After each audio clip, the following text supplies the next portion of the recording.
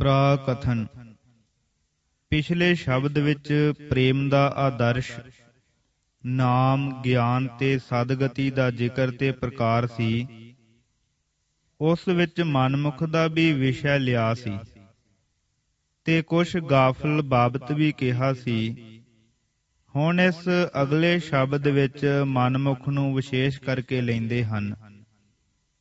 ਉਸ ਦੀ ਅਵਸਥਾ ਦੱਸ ਕੇ ਫਿਰ ਉਸ ਦੇ ਸੁਧਾਰ ਤੇ ਉਧਾਰ ਦਾ ਪ੍ਰਕਾਰ ਕਥਨ ਕਰਦੇ ਹਨ।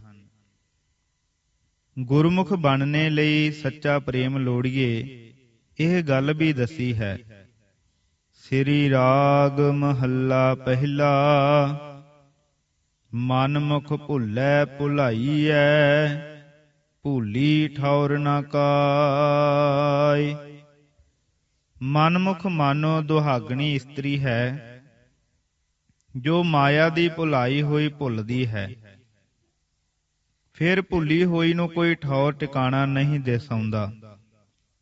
ਗੁਰ ਬਿਨ ਕੋ ਨਾ ਦਿਖਾਵਈ, ਅੰਧੀ ਆਵੈ ਜਾਇ। ਉਹ ਟਿਕਾਣਾ ਗੁਰੂ ਤੋਂ ਬਿਨਾ ਹੋਰ ਕੋਈ ਨਹੀਂ ਦਿਖਾ ਸਕਦਾ। ਸੋ ਗੁਰੂ ਦੇ ਦਿੱਤੇ ਜਾਣ ਵਾਲੇ ਨੇਤਰਾਂ ਤੋਂ ਹੀਨ ਉਹ ਅੰਨੀ ਹੋਈ ਆਵਾਗਮਨ ਵਿੱਚ ਰਹਿੰਦੀ ਹੈ। ਗਿਆਨ ਪਦਾਰਥ ਖੋਇਆ, ਠੱਗਿਆ ਮੁੱਠਾ ਜਾਇ।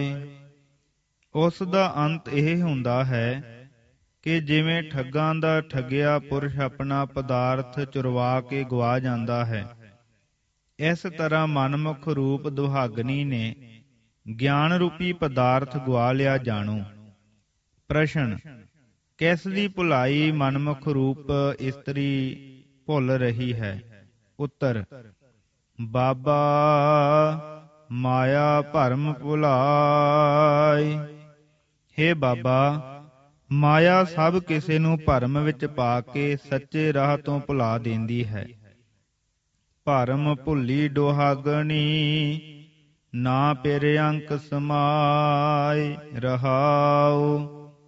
ਇਸ ਤਰ੍ਹਾਂ ਮਾਇਆ ਕਰਕੇ ਭਰਮ ਵਿੱਚ ਭੁੱਲੀ ਹੋਈ ਮਨਮੁਖ ਰੂਪੀ ਦੁਹਾਗਣ ਪਤੀ ਪਰਮੇਸ਼ਰ ਦੇ ਸਰੂਪ ਵਿੱਚ ਨਹੀਂ ਸਮਾ ਸਕਦੀ। ਰਹਾਉ। ਭੂਲੀ ਫਿਰੈ ਦਿਸੰਤਰੀ, ਭੂਲੀ ਗ੍ਰਹਿਓ ਤਜ ਜਾਇ। ਉਹ ਗੁਰੂ ਦੀ ਸਿੱਖਿਆ ਤੋਂ ਵਿਹੂਣੀ ਮਨਮੁਖ ਰੂਪੀ ਇਸਤਰੀ ਭੁੱਲੀ ਹੋਈ ਹੀ ਘਰ ਬਾਰ ਤਿਆਗ ਕੇ ਤੁਰ ਪੈਂਦੀ ਹੈ ਤੇ ਦੇਸ ਦਿਸੰਤਰਾਂ ਵਿੱਚ ਭੁੱਲੀ ਹੋਈ ਹੀ ਪਈ ਭਟਕਦੀ ਹੈ। ਭੂਲੀ ਡੂੰਗਰ ਥਲ ਚੜ੍ਹੈ, ਭਰਮੈ ਮਨ ਡੋਲਾਇ।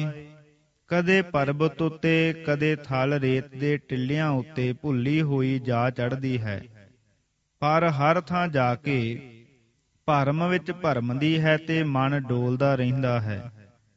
ਧੁਰੋ ਵਿਸ਼ੁੰਨੀ ਕਿਉ ਮਿਲੈ, ਗਰਭ ਮੁਠੀ ਬਿਲ ਲਾਇ। ਹਾਂ, ਉਹ ਧੁਰ ਤੋਂ ਵਿਛੜੀ ਹੋਈ ਕਿਵੇਂ ਮਿਲੇ? ਉਹ ਅਹੰਕਾਰ ਵਿੱਚ ਠੱਗੀ ਹੋਈ ਅੰਤ ਨੂੰ ਵੀ ਰੋਵੇਗੀ। ਪ੍ਰਸ਼ਨ। ਕਿਆ ਮਨਮੁਖ ਰੂਪ ਇਸਤਰੀ ਸਦਾ ਰੋਵੇਗੀ? ਉਸ ਲਈ ਕੋਈ ਆਸ ਨਹੀਂ?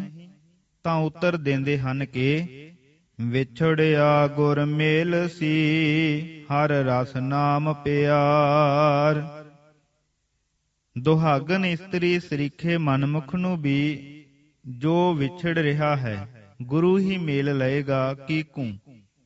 ਉੱਤਰ। ਹਰੀ ਨਾਮ ਦੇ ਪਿਆਰ ਵਿੱਚ ਪਾ ਕੇ ਤੇ ਉਸ ਤੋਂ ਉਪਜੇ ਹਰੀ ਰਸ ਵਿੱਚ ਲਾ ਕੇ। ਸਾਚ ਸਹਿਜ ਸੋਭਾ ਕਣੀ, ਹਰ ਗੁਣ ਨਾਮ ਆਧਾਰ। ਤੇ ਉਸ ਤੋਂ ਉਪਜੇ ਹਰੀ ਰਸ ਵਿੱਚ ਲਾ ਕੇ ਤੇ ਸੱਚ ਤੋਂ ਪ੍ਰਾਪਤ ਹੋਣ ਵਾਲੇ ਸਹਿਜ ਭਾਵ ਗਿਆਨ ਵਿੱਚ ਪਰਚਾ ਕੇ, ਜਿਸ ਤੋਂ ਕਿ ਆਤਮ ਭਾਵ ਸ਼ੋਭਾ ਬਹੁਤ ਬਣਦੀ ਹੈ, ਐਸੀ ਕਿ ਫਿਰ ਉਸ ਸੁਹਾਗਣ ਹੋਈ ਦਾ ਜੀਵਨ ਨਾਮ ਦੇ ਆਧਾਰ ਵਿੱਚ ਤੇ ਈਸ਼ਵਰ ਦੇ ਗੁਣਾਨਵਾਦ ਵਿੱਚ ਹੋ ਜਾਂਦਾ ਹੈ। ਜੋ ਭਾਵੈ ਤਿਉ ਰਖ ਤੂੰ, ਮੈਂ ਤੁਝ ਬਿਨ ਕਵਨ ਪਤਾਰ। ਫਿਰ ਉਹ ਪ੍ਰੇਮ ਵਿੱਚ ਆਖਦੀ ਹੈ ਕਿ ਹੇ ਵਾਹਿਗੁਰੂ, ਜਿਵੇਂ ਤੈਨੂੰ ਭਾਵੇ ਮੈਨੂੰ ਤੂੰ ਤਿਵੇਂ ਰੱਖ। ਤੇਰੇ ਬਿਨਾ ਮੇਰਾ ਪਤੀ ਮਾਲਕ ਹੋਰ ਕੌਣ ਹੈ, ਭਾਵ ਕੋਈ ਨਹੀਂ ਹੈ। ਪਰ ਜੋ ਮਨ ਦੇ ਮਗਰ ਲੱਗ ਕੇ ਮਨਮੁਖ ਹੋਏ ਹਨ, ਉਹ ਚਾਹੋ ਪੰਡਤ ਹੋਣ, ਕੁਛ ਲਾਭ ਨਹੀਂ, ਕਿਉਂਕਿ ਅੱਖਰ ਪੜ ਪੜ ਭੁੱਲੀਐ, ਭੇਖੀ ਬਹੁਤ ਅਭਿਮਾਨ। ਬਹੁਤੀ ਵਿਦਿਆ ਪੜ ਪੜ ਕੇ ਵੀ ਮਾਇਆ ਵਿੱਚ ਹੀ ਭੁੱਲੇ ਰਹੀਦਾ ਹੈ, ਤੇ ਜੇ ਭੇਖ ਧਾਰਨ ਕਰ ਲਈਏ ਤਾਂ ਭੇਖ ਨਾਲ ਵੀ ਅਸੀਂ ਅਤੀਤ ਹਾਂ। ਐਸੇ ਬਹੁਤੇ ਅਭਿਮਾਨ ਦੀ ਮੈਲ ਮਨ ਵਿੱਚ ਵੱਧਦੀ ਹੈ।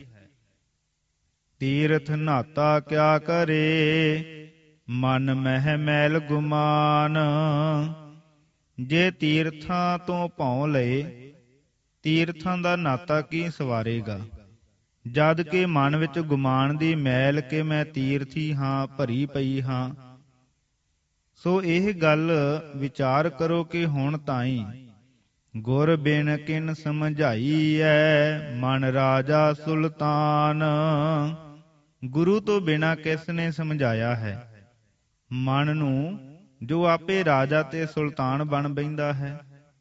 ਪ੍ਰੇਮ ਪਦਾਰਥ ਪਾਈਐ, ਗੁਰਮੁਖ ਤਤ ਵਿਚਾਰ। ਇਸ ਦੇ ਉਲਟ ਗੁਰਮੁਖ ਗੁਰੂ ਤੋਂ ਪ੍ਰੇਮ ਦਾ ਪਦਾਰਥ ਪਾ ਲੈਂਦਾ ਹੈ, ਤੇ ਪ੍ਰੇਮ ਤੋਂ ਤਤ ਵਿਚਾਰ ਭਾਵ ਗਿਆਨ ਪਾ ਲੈਂਦਾ ਹੈ। ਸਾ ਧਨ ਆਪ ਗਵਾਇਆ, ਗੁਰ ਕੈ ਸ਼ਬਦ ਸਿਗਾਰ। ਹਾਂ, ਗੁਰਮੁਖ ਰੂਪ ਇਸਤਰੀ ਗੁਰੂ ਦੇ ਸ਼ਬਦ ਦੁਆਰਾ ਸ਼ਿੰਗਾਰ ਕਰਕੇ ਆਪਾ ਭਾਵ ਗਵਾ ਲੈਂਦੀ ਹੈ। ਫਿਰ ਉਹ ਭਟਕਦੀ ਨਹੀਂ ਫਿਰਦੀ, ਉਹ ਘਰ ਹੀ ਸੋ ਪਿਰ ਪਾਇਆ, ਗੁਰ ਕੈ ਹੇਤ ਅਪਾਰ। ਘਰ ਵਿੱਚ ਹੀ ਉਸ ਪਤੀ ਨੂੰ ਪਾ ਲੈਂਦੀ ਹੈ। ਕਿਹਕੂ ਉੱਤਰ, ਗੁਰੂ ਦੇ ਅਪਾਰ ਪਿਆਰ ਦੁਆਰਾ। ਗੁਰ ਕੀ ਸੇਵਾ ਚਾਕਰੀ, ਮਨ ਨਿਰਮਲ ਸੁਖ ਹੋਇ। ਗੁਰੂ ਦੀ ਟਹਿਲ ਸੇਵਾ ਨਾਲ ਮਨ ਨਿਰਮਲ ਹੋ ਜਾਂਦਾ ਹੈ। ਮਨ ਦੇ ਨਿਰਮਲ ਹੋਣ ਨਾਲ ਸੁਖ ਹੋ ਜਾਂਦਾ ਹੈ। ਗੁਰ ਕਾ ਸ਼ਬਦ ਮਨ ਵਸਿਆ, ਹਉਮੈ ਵਿੱਚ ਹੋ ਖੋਇ। ਗੁਰੂ ਦਾ ਦਿੱਤਾ ਸ਼ਬਦ ਮਨ ਵਿੱਚ ਵਸ ਜਾਂਦਾ ਹੈ, ਤਦ ਮਨ ਵਿੱਚੋਂ ਹਉਮੈ ਗੁਆਚ ਜਾਂਦੀ ਹੈ। ਨਾਮ ਪਦਾਰਥ ਪਾਇਆ, ਲਾਭ ਸਦਾ ਮਨ ਹੋਇ। ਸੋ ਸਮਝ ਲਓ ਕਿ ਗੁਰੂ ਤੋਂ ਨਾਮ ਰੂਪੀ ਪਦਾਰਥ ਪਾ ਲਿਆ, ਮਨ ਵਿੱਚ ਸਦਾ ਲਾਹਾ ਹੁੰਦਾ ਹੈ। ਕਰਮ ਮਿਲੈ ਤਾ ਪਾਈਐ, ਆਪ ਨ ਲਿਆ ਜਾਇ। ਹਾਂ ਭਾਈ, ਗੁਰੂ ਦੀ ਕਿਰਪਾ ਦੁਆਰਾ ਹੀ ਮਿਲੇ ਤਾਂ ਨਾਮ ਰੂਪੀ ਪਦਾਰਥ ਪਾਈਦਾ ਹੈ, ਆਪੇ ਨਾਮ ਪਦਾਰਥ ਨਹੀਂ ਲਿਆ ਜਾ ਸਕਦਾ। ਗੁਰ ਕੀ ਚਰਨੀ ਲੱਗ ਰਹੋ, ਵਿੱਚ ਹੋ ਆਪ ਗਵਾਏ। ਇਸ ਲਈ ਗੁਰੂ ਦੀ ਚਰਨੀ ਲੱਗਾ ਰਹੋ, ਪਰ ਆਪਾ ਭਾਵ ਮਨ ਵਿੱਚੋਂ ਗਵਾ ਕੇ। ਸੱਚੇ ਸੇਤੀ ਰਤਿਆ, ਸੱਚੋ ਪੱਲੇ ਪਾਏ। ਇਹ ਗੱਲ ਸਮਝ ਲੈ ਕਿ ਸੱਚੇ ਨਾਲ ਰਤੇ ਰਿਹਾ ਸੱਚ ਹੀ ਪੱਲੇ ਪਏਗਾ, ਕਦੇ ਕੂੜ ਨਾ ਪੱਲੇ ਪਵੇਗਾ। ਭੁੱਲਣ ਅੰਦਰ ਸਭ ਕੋ, ਅਭੁੱਲ ਗੁਰੂ ਕਰਤਾਰ। ਸਭ ਕੋਈ ਭੁੱਲਣ ਵਿੱਚ ਹੈ, ਪਰ ਗੁਰੂ ਤੇ ਕਰਤਾਰ ਭੁੱਲ ਵਿੱਚ ਨਹੀਂ ਹੈ। ਗੁਰਮਤਿ ਮਨ ਸਮਝਾਇਆ, ਲਾਗਾ ਤਿਸੈ ਪਿਆਰ। ਐਸੇ ਅਭੁੱਲ ਗੁਰੂ ਦੀ ਮਤ ਦੁਆਰਾ ਜਿਸ ਨੇ ਮਨ ਨੂੰ ਸਮਝਾ ਲਿਆ ਹੈ, ਉਸ ਨੂੰ ਕਰਤਾਰ ਨਾਲ ਪਿਆਰ ਲੱਗ ਜਾਂਦਾ ਹੈ। ਨਾਨਕ ਸਾਚ ਨਾ ਵਿਸਰੈ, ਮੇਲੇ ਸ਼ਬਦ ਅਪਾਰ। ਹੇ ਨਾਨਕ, ਜਿਸ ਨੂੰ ਸੱਚਾ ਨਾਮ ਨਹੀਂ ਵਿਸਰਦਾ, ਉਸ ਨੂੰ ਅਪਾਰ ਸ਼ਬਦ ਵਾਹਿਗੁਰੂ ਨਾਲ ਮੇਲ ਲੈਂਦਾ ਹੈ। ਵਿਆਖਿਆ: ਇਸ ਸ਼ਬਦ ਵਿੱਚ ਮਨਮੁਖ ਨੂੰ ਵਿਸ਼ੇਸ਼ ਕਰਕੇ ਲਿਆ ਹੈ, ਜਿਸ ਦਾ ਜ਼ਿਕਰ ਕਿ ਪਿਛਲੇ ਸ਼ਬਦ ਵਿੱਚ ਸੀ। ਮਨਮੁਖ ਨੂੰ ਵਾਹਿਗੁਰੂ ਦੇ ਸੰਬੰਧ ਤੋਂ ਛੁੱਟੜ ਹੋਈ ਦੁਹਾਗਣੀ ਕਰਕੇ ਦੱਸਿਆ ਹੈ।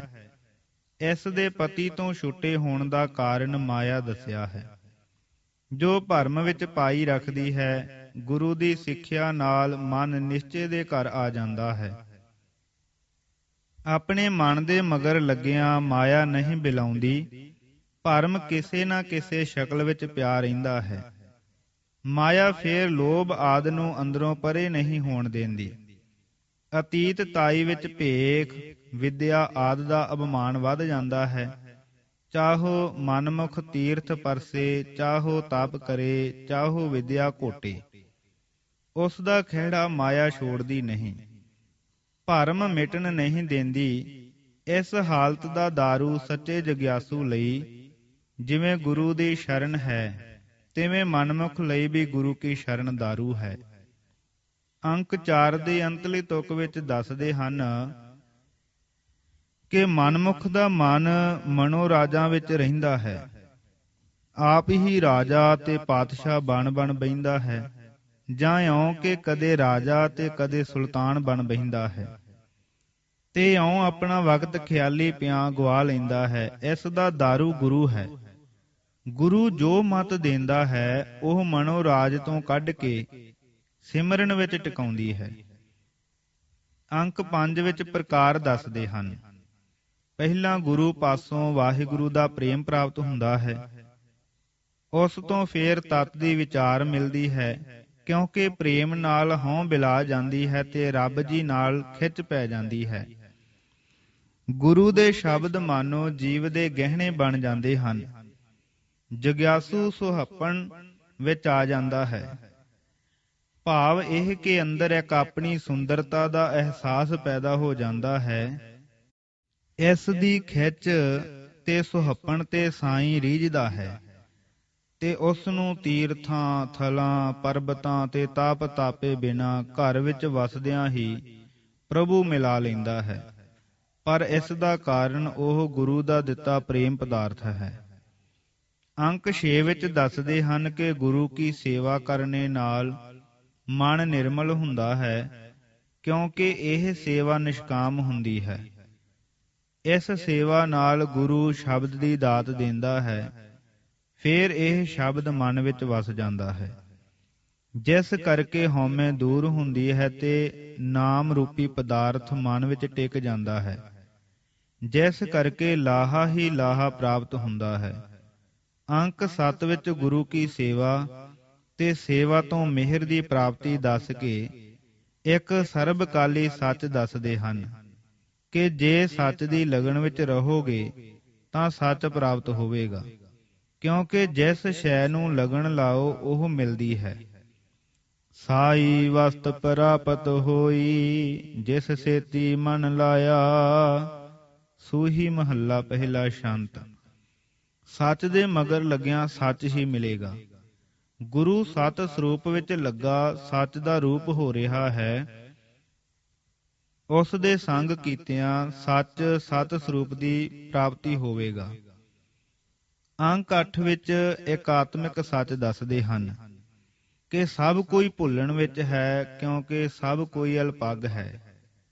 ਅਲਪੱਗ ਦੇ ਕਰਨਿਆਂ ਵਿੱਚ ਭੁੱਲ ਹੋਣੀ ਹੋਈ, ਸਰਵੱਗ ਭੁੱਲ ਨਹੀਂ ਕਰਦਾ, ਕਿਉਂਕਿ ਉਹ ਸਭ ਕੁਝ ਜਾਣਦਾ ਹੈ। ਸਰਵੱਗ ਇੱਕ ਅਕਾਲ ਪੁਰਖ ਹੈ, ਇਸ ਕਰਕੇ ਉਹ ਅਭੁੱਲ ਹੈ। ਦੂਸਰਾ ਗੁਰੂ ਅਭੁੱਲ ਹੈ, ਕਿਉਂਕਿ ਉਹ ਸਰਵੱਗ ਵਾਹਿਗੁਰੂ ਵਿੱਚ ਲੀਨ ਹੁੰਦਾ ਹੈ। ਉਹ ਸਰਵ ਅਨਾਤਮ ਤੋਂ ਪਰੇ ਆਤਮਾ ਵਿੱਚ ਆਤਮਾ ਹੋ ਰਿਹਾ ਹੁੰਦਾ ਹੈ। ਉਹ ਸਰਵ ਵਿਆਪੀ ਵਿੱਚ ਭੇਦ ਰਹਿੰਦਾ ਹੈ, ਇਸ ਕਰਕੇ ਉਸ ਵਿੱਚ ਸਰਵਗਤਾ ਹੁੰਦੀ ਹੈ। ਉਹ ਵੀ ਭੁੱਲ ਨਹੀਂ ਕਰਦਾ, ਕਿਉਂਕਿ ਗੁਰੂ ਅਭੁੱਲ ਹੈ। ਉਸ ਦੀ ਮੱਤ ਨਾਲ ਸੱਚਾ ਪਿਆਰ ਲੱਗਦਾ ਹੈ। ਉਸ ਪਿਆਰ ਲਈ ਉਹ ਸੱਚਾ ਨਾਮ ਦਿੰਦਾ ਹੈ। ਉਸ ਦਾ ਦਿੱਤਾ ਖੁੱਟ ਸ਼ਬਦ ਪਾਰ ਰਹਿਤ ਸ਼ਬਦ ਸਾਈਂ ਨਾਲ ਮੇਲ ਦਿੰਦਾ ਹੈ। ਇਹ ਤਾਂ ਹੈ ਗੁਰਬਾਣੀ ਦਾ ਆਸ਼ਾ, ਜੈਸਾ ਕਿ ਸਤਿਗੁਰੂ ਜੀ ਨੇ ਬਾਣੀ ਵਿੱਚ ਫਰਮਾਇਆ ਹੈ, ਗੁਰ ਕਰਤਾ ਗੁਰ ਕਰਨਹਾਰ। ਸ੍ਰੀ ਰਾਗ ਮਹੱਲਾ ਪੰਜਵਾ। ਗੁਰ ਕਰਤਾ ਗੁਰ ਕਰਨੈ ਜੋਗ, ਗੁਰ ਪਰਮੇਸ਼ਰ ਹੈ ਵੀ ਹੋਗ। ਕਹੋ ਨਾਨਕ ਪ੍ਰਭ ਇਹ ਜਨਾਈ, ਬਿਨ ਗੁਰ ਮੁਕਤ ਨ ਪਾਈਐ ਭਾਈ। ਗੋਂਡ ਮਹੱਲਾ ਪੰਜਵਾ। ਕਈ ਸੱਜਣ ਇਉਂ ਵੀ ਅਰਥ ਕਰਦੇ ਹਨ ਕਿ ਕਰਤਾਰ ਰੂਪ ਗੁਰੂ ਅਭੁੱਲ ਹੈ। ਇਸ ਅਰਥ ਕਰਨ ਵਿੱਚ ਵੀ ਗੁਰੂ ਨੂੰ ਅਭੁੱਲ ਮੰਨਿਆ ਹੈ, ਕਿਉਂਕਿ ਉਸ ਨੂੰ ਗੁਰੂ ਕਰਤਾਰ ਰੂਪ ਮੰਨਿਆ ਹੈ।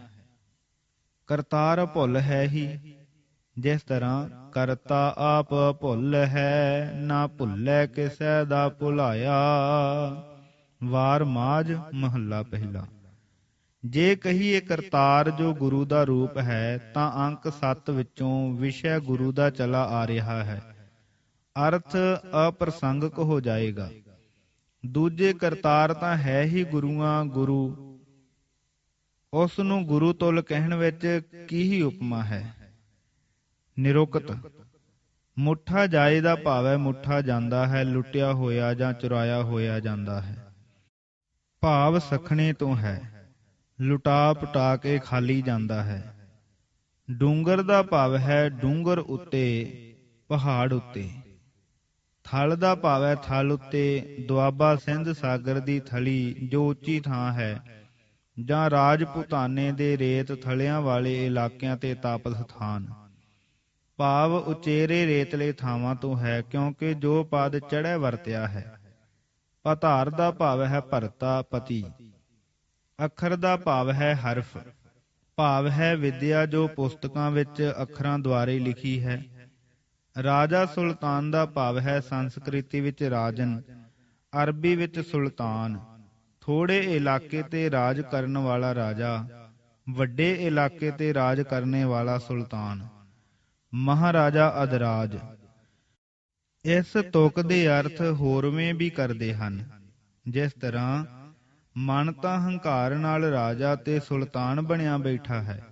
ਇਸ ਨੂੰ ਗੁਰੂ ਹੀ ਸਮਝਾ ਕੇ ਨਮਰਤਾ ਵਿੱਚ ਲਿਆ ਸਕਦਾ ਹੈ, ਹੋਰ ਕੋਈ ਨਹੀਂ। ਗੁਰੂ ਤੋਂ ਬਿਨਾਂ ਮਨ ਨੂੰ ਕੌਣ ਸਮਝਾ ਸਕਦਾ ਹੈ ਕਿ ਭਾਈ ਤੂੰ ਤਾਂ ਬੜੇ ਰਾਜੇ ਵਾਂਗੂ ਉੱਚ ਹਸਤੀ ਹੈ, ਤੂੰ ਕੰਗਾਲ ਕਿਉਂ ਬਣ ਗਿਆ ਹੈ।